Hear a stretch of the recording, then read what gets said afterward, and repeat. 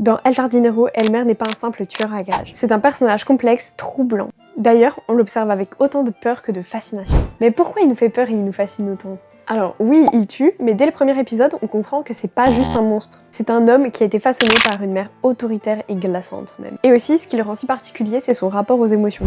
Pour incarner Elmer, il s'est inspiré de l'alexithymie, un trouble psychiatrique où l'on ressent des émotions mais sans savoir poser des mots dessus, sans savoir les reconnaître ni les exprimer. Résultat, Elmer agit, tue, tombe amoureux mais sans jamais comprendre vraiment ce qu'il ressent et ça c'est plutôt dérangeant. Sa passion pour les plantes par exemple, c'est pas juste un hobby, c'est clairement un exutoire.